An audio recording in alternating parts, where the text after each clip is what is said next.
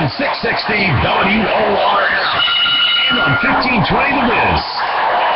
Okay, welcome back to the show, folks. You are listening to the American Adversaries as we begin to wrap up our Sunday evening 3-hour classic tour. We'll have Larry's closing comments here in just a moment. Just a couple of quick reminders, though, for you. We will be off tomorrow. Tomorrow is Memorial Day. We're going to commemorate it along with the rest of you.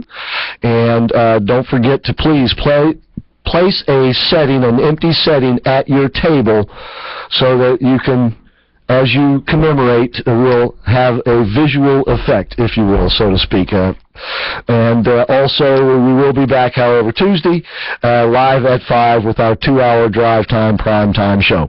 In the meantime, it is 2 hours now. Yeah, that's right. Mm-hmm. That great stuff. And speaking of the great stuff, it's time for Larry's closing comments. Larry? Thank you, buddy.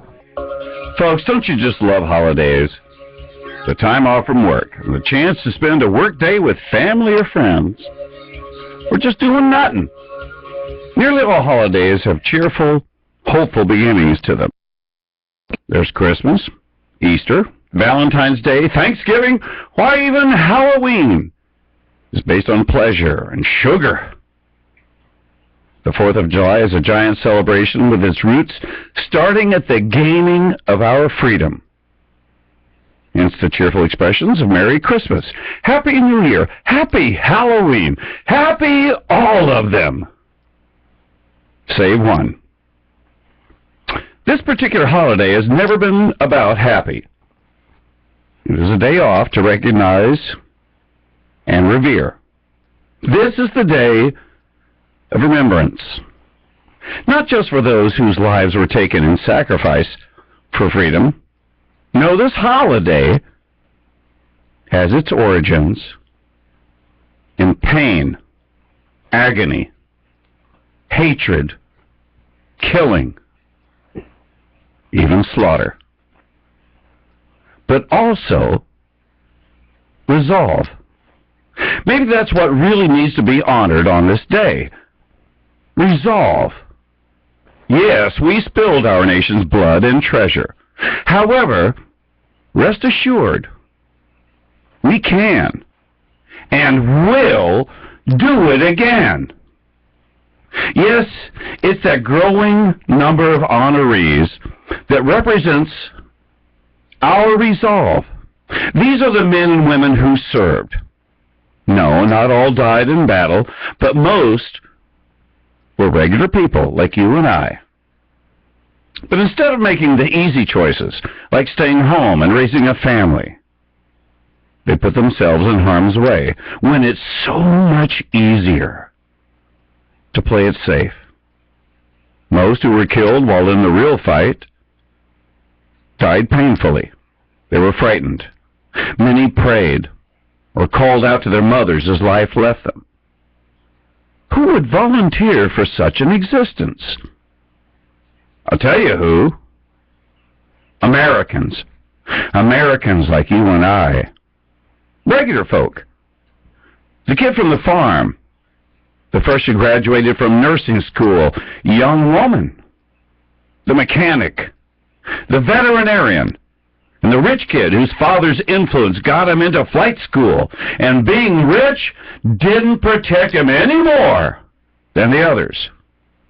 What did happen, though, is they are all immortalized as heroes on this day.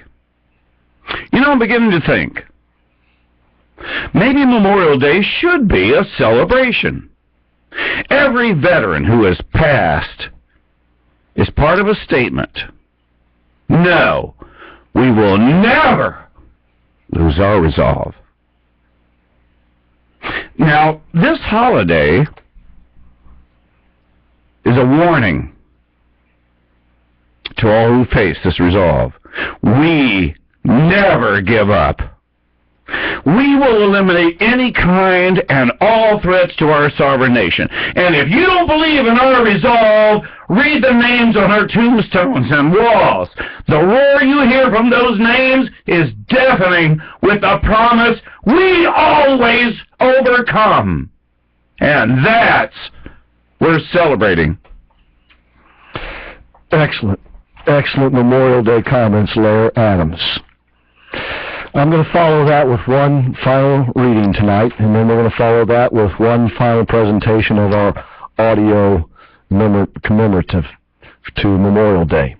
The final reading, once again, will come from Miracles and Massacres, True and Untold Stories of the Making of America by Glenn Beck and others.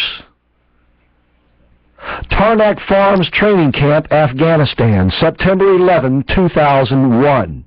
After his unexpected escort to the jetway in Orlando months earlier after being rejected for entry into the country, Katani had returned to Dubai briefly before flying to Kandahar to rejoin his comrades at the training camp near the airport. Following 3 weeks of advanced infantry training, Katani was standing at the rope climb on the obstacle course when he heard a shout. He ran into the first room of the Habash guest house and found dozens of cheering men huddled around a television set. On the screen was an image of the World Trade Center in New York City. One tower had a gaping hole in its side. Smoke and fire poured out as shards of glass and falling bodies rained down on the streets below. As they watched, an airplane flew into the picture of the burning tower and struck the second tower, this time much lower than the first. The room erupted into another round of applause and celebration. Then, a new image, the Pentagon of Washington, D.C. up in flames. A third plane had struck. Amid the cheering, Katani heard a voice. "The next plane was yours, Katani. This is the most important symbol in Washington, D.C. Watch closely and you will be proud." Khalid Sheikh Mohammed, Al-Qaeda's operations officer, the man who planned and coordinated the logistics of the attacks, was smiling as he spoke. "This was my plan." United Flight 93, 36,000 feet over Ohio, September 11, 2001, 9:37 a.m. Jeremy Glick watched the scene unfold before him as though he were watching a movie. The hijackers had stabbed the flight attendant, stormed the door of the cockpit, stabbed the pilots, and took control of the airplane. Meanwhile, a man with a bomb strapped to his waist shouted at all of them to move away from the cockpit toward the back of the plane. Now seated in row 27, Glick picked up an airphone and called his wife in the Catskills. His father-in-law answered on the first ring. "Jeremy, thank God, we were so worried." Glick cut to the chase. "It's bad news. Can you put Liz on, please?" A moment passed, and Glick struggled to maintain his composure. When Liz picked up, he cut right to the chase. "These three Iranian-looking guys took over the plane. They've got red bandanas, knives, and one says he has a bomb. I need to know, have other planes attacked the World Trade Center? That's what some of the others are saying." "Yes, Jer. Planes have crashed into both," Liz said. Glick was silent a moment, stifling a sob as he soaked in the full magnitude of what was happening. "You need to be strong, Jer," Liz said. "I know." But at that moment, Glick wasn't thinking about himself. "I just need you to be happy," he said. "I love you and Emmy so much." They spoke quietly for a few more minutes, professing their love for one another. Then Glick said, "Whatever decisions you make in your life, no matter what, I will support you." It was the ultimate act of love, having the courage to see past his immediate danger and into his family's future. "We're taking a vote to rush the hijackers," he said. "Do you think the bomb is real?"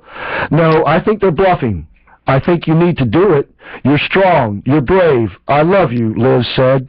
A long pause. "I think we're going to do it. I'm going to put the phone down now. I'm going to leave it here and come right back to it."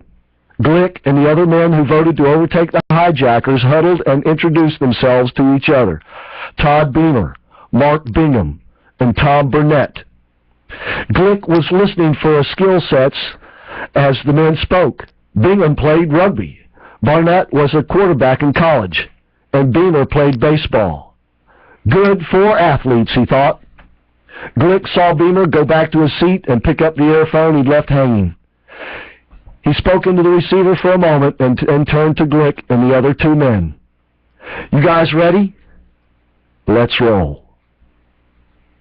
Like Lair said, you folks who wish to do us harm, just remember the resolve that we all have for our great nation, our great country, our great God, and each other.